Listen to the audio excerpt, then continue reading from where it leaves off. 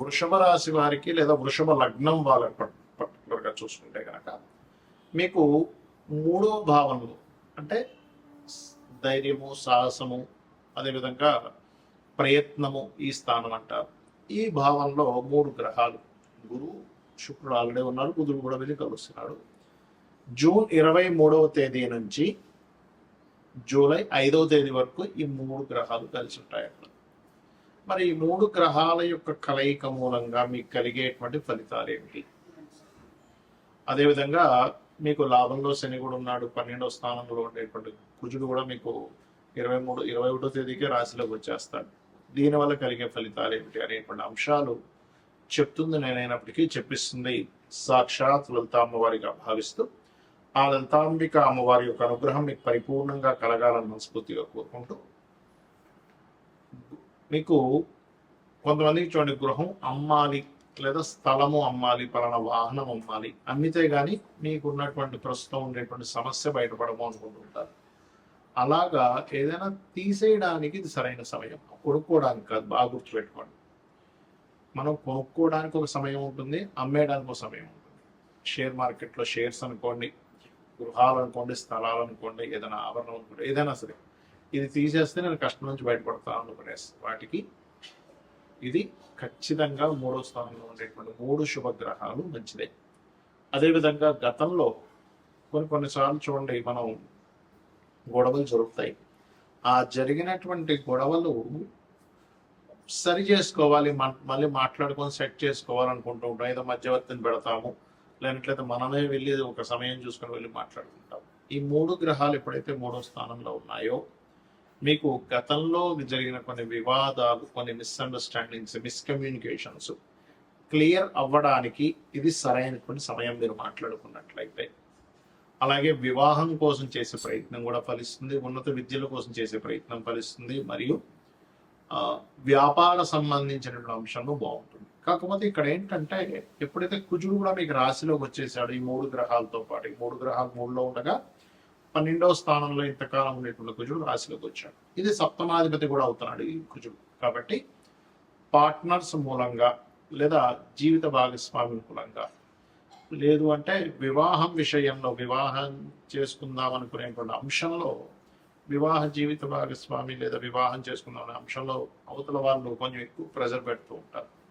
అయితే మీరు ఈ రాశిలోకి ఎప్పుడైతే కుజుడు వచ్చి చతుర్థ భావాన్ని చూస్తాడో, ఎట్టి పరిస్థితుల్లో కూడా మీరు ఇప్పుడున్నే కండిషన్స్ పరంగా భూములు కానీ, గృహాలు కానీ, వాహనాలు కానీ, ఏదైనా పవర్ రిలేటెడ్ ప్లాంట్స్ కానీ, ఆఫీసెస్ కానీ పెట్టేటప్పుడు 1-4 సార్లు చెక్ చేసుకుని వీలైనంత మటుకు అవాయిడ్ చేయండి. ఇక మీరు నిత్యము చేయవలసింది విష్ణు సహస్రనామాల యొక్క శ్రవణం, పఠనం చేయండి. ఒక రకంగా ఈ మూడు గ్రహాల కలయిక, పంచమాధిపతితో 2 శుభగ్రహాల కలయిక మంత్ర సాధన చేయడానికి కూడా మంచి ఫలితాలను ఇస్తుంది. మీకు గ్రహాల యొక్క కలయిక ఏదైతే ఉందో, ఇది గోచారంలో ఉన్నప్పుడు ఇచ్చే ఫలితాలు, జన్మజాతకంలో ఉండేటువంటి ఫలితాలు ఉంటాయి.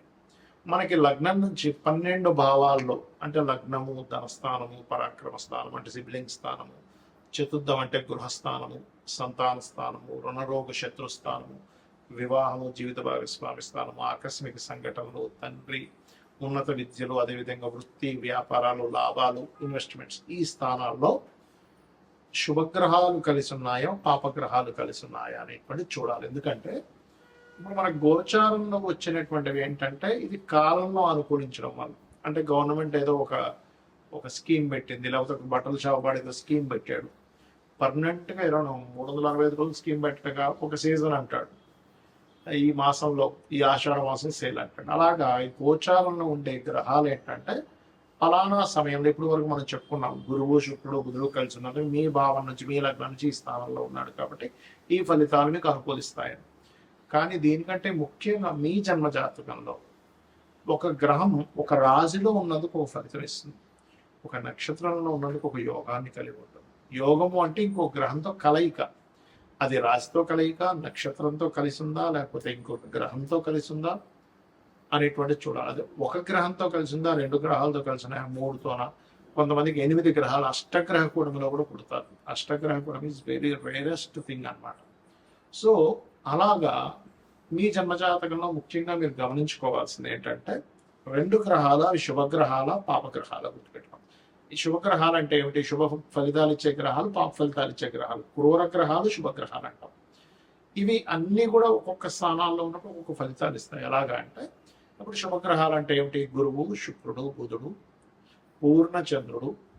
ఓకే, ఈ 4 కూడా చక్కటి శుభగ్రహాలు.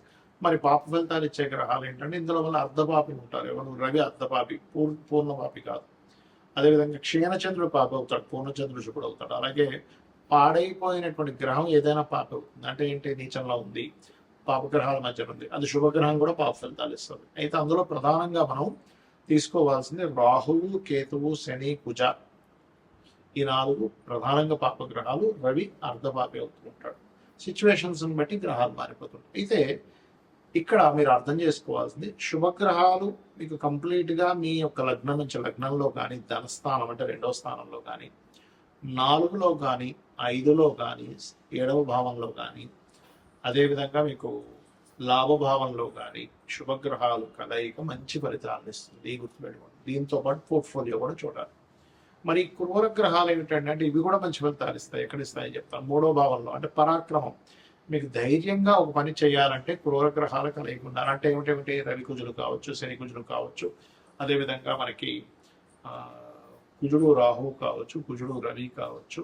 ఇలా ఇప్పుడు నేను చెప్పినటువంటి గ్రహాలు ఏవైతే రాహువు, కేతువు, కుజుడు, రవి అండ్ పాప ఫలితం, పాప సంబంధం కలిగిన గ్రహం, ఇవి ఏం చేస్తాయంటే వెరీ క్లియర్గా ఇవి మీకు 3లో ఉన్న, 6వ భావంలో ఉన్న, 3లో ఉంటే పరాక్రమాన్ని ఇస్తుంది, ధైర్యంగా ఒక స్టెప్ తీసుకోవడానికి ఇస్తుంది. 6వ భావంలో ఉంటే శత్రువు నిలబడలేడు మీ ముందు. గుర్తుపెట్టుకోండి. 6లో కుజుడున్న జాతకుడు చూడండి, ఈ శత్రువు మీ ముందు నిలబడలేడు. శత్రువు నాశనము అంటుంది శాస్త్రం. అదేవిధంగా 6వ స్థానంలో అధిక గ్రహాలు. ఇంకొక ఇబ్బంది కూడా ఉంది. ఏమిటది అంటే కొంచెం ఎక్కువ కర్మలు పెండింగ్ ఉన్నాయి, కొంచెం ఎక్కువ పోరాటం ఉంటుంది లైఫ్లో పాపగ్రహాలు ఉన్నది. కాకపోతే పోరాడేటువంటి శక్తిని కూడా ఆ గ్రహాలు ఇస్తాయి. గుర్తుపెట్టుకోండి. అలాగే దశమంలో కూడా పాపగ్రహాలు మంచిది. ఎందుకంటే దశమం కూడా కార్యం చేయడానికి ఉండేటువంటి ఫలితాన్ని ఇచ్చేటువంటి స్థానము. సో ఎప్పుడైతే దశమ స్థానంలో పాపగ్రహాలు ఉన్నాయో, క్రూర గ్రహాలు ఉన్నాయో, అది ఇచ్చేటువంటి రిజల్ట్ ఏమిటి అని చెప్పి చూసుకున్నట్లయితే ఖచ్చితంగా అది కూడా మంచి ఫలితాలను ఇస్తుంది. ఇచ్చింది చెప్తున్నందులో ఎటువంటి సందేహం లేదు. అలాగే మరొక విషయం ఏంటంటే ఇక్కడ గమనించినట్లయితే ఇక్కడ మరి లాభంలో ఏంటంటే శుభగ్రహాలు, పాపగ్రహాలు రెండూ ఫలిస్తాయి. మరి 12వ స్థానంలో ఉండేటువంటి గ్రహాలు ఒకవేళ శుభగ్రహాలు ఉంటే, పాపగ్రహాలు ఉంటే ఏంటంటే అది కంఫర్ట్, విదేశాలకు వెళ్ళేటువంటి విషయం, ఇన్వెస్ట్మెంట్ చేసేటువంటి విషయం. అంటే 12వ స్థానంలో ఉండేటువంటి గ్రహాలు ఒక్కోసారి శుభగ్రహంతో, శుక్రుడితో చేసిన పాపగ్రహాలు అనుకోండి, అలవాట్లు కొంచెం వ్యసనాలు అలవాట్లు ఎక్కువ అవుతుంటాయి. అంటే వ్యసనాలని, ఇన్వెస్ట్మెంట్స్ని, అదేవిధంగా మీరు విదేశాలకు వెళ్ళేటువంటి అంశాన్ని 12వ భావం చెప్తుంది. కాబట్టి ఆ యొక్క విషయంలో జాగ్రత్తగా ఉంది. మరి 2వ స్థానంలో శుభగ్రహాలు ఉన్నాయి, మంచి ధనవంతుడు అవుతాడు. కలయికి ఎక్కువ గ్రహాలు, శుభగ్రహాలు కలయి. పాపగ్రహాలు కలయిక ఉందనుకోండి, కుటుంబ సభ్యులతో ఎప్పుడూ ఏదో ఒక పేచి, కుటుంబ సభ్యులు ఇతనికి సపోర్ట్ చేయకపోవడం, లేకపోతే ఇతను కుటుంబ సభ్యులతో కలవలేకపోవడం అనేటువంటిది జరుగుతూ ఉంటుంది. కాబట్టి ఎప్పుడూ కూడా శుభగ్రహాలు, పాపగ్రహాలు రెండూ మంచివే, కానీ అవి ఎక్కడ ఉంటే ఎటువంటిది అనేటువంటిది చూసుకోవాలి. ఎలా అంటే ఇప్పుడు చిన్న ఎగ్జాంపుల్ చెప్తానండి. మాకు మెడ ఉంది, మెడ దగ్గర మూవింగ్ అయ్యేటువంటి మజిల్ ఉండాలి. అంతేగాని స్టిఫ్గా ఈ చేయి దగ్గర ఉన్నట్టుగా స్టిఫ్గా ఉండేది ఉంటే ఇక్కడ పనికిరాదు. ఎందుకంటే ఎటు చూడలేము, తిరగలేము, మాట్లాడలేము, అటు ఇటు తిప్పలేము. అంటే ఇది మూవింగ్ అయ్యేలా ఉండాలి, అంతే కదా. కాళ్ళకి, మోకాళ్ళ దగ్గర మూవ్ అవ్వాలి, కానీ కింద కాళ్ళు, పై భాగం తొడ దగ్గర మూమెంట్ ఉండకూడదు. ఎందుకంటే అక్కడ ఉంటే మనిషి నిలబడలేడు. అంటే మన యొక్క శరీర భాగాలలో ఎక్కడ మీకు బెండ్ అవ్వాలి, ఎక్కడ బెండ్ అవ్వకూడదు అనేటువంటి సిస్టమ్ ఎలా అయితే భగవంతుడు క్రియేట్ చేశాడో, గ్రహాలు కూడా పరాక్రమం ఉండాలా వద్దంటే ఉండాలి. అప్పుడు 3వ గ్రహంలో పాపగ్రహాలు ఉండాలి. శత్రువుపై జయం ఉండాలా, లేదా కాంపిటేటివ్గా తీసుకోవాలా, లేదా కాంపిటీషన్గా ఫీల్ అవ్వాలా, లేదా అంటే 6వ భావంలో పాపగ్రహాలు ఉండాలి. అది చాలా మంచిది. మరి ఎటువంటి ఒడిదుడుకులు వస్తున్నా నేను కెరీర్లో నిలబడాలంటే దశమంలో పాపగ్రహాలు ఉండాలి.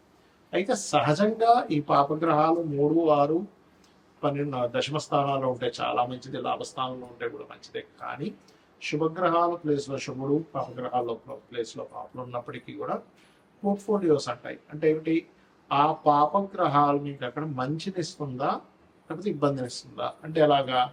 ఆరులో పాపగ్రహాలు ఉన్నాయండి, కానీ అవి ఎప్పుడు ఏదో ఒక కోర్టు కేసుని గొడవలనే చూపిస్తుంది అనుకోండి, అది ఇంకా పెద్ద తలనొప్పి కదా. అందుకని మీరు ఏం చేయాలి, ఎక్కువగా మీకు గొడవలు అవుతున్నాయి, ఆరులో ఉండే పాపగ్రహాలకు సంబంధించిన దానం ఇవ్వండి. ఎందుకంటే పూర్వజన్మ కర్మస్థానాధిపతి 6వ స్థానం, అంటే మీ డైలీ లైఫ్ ఎలా ఉంటుందని చెప్పేది 6వ భావము.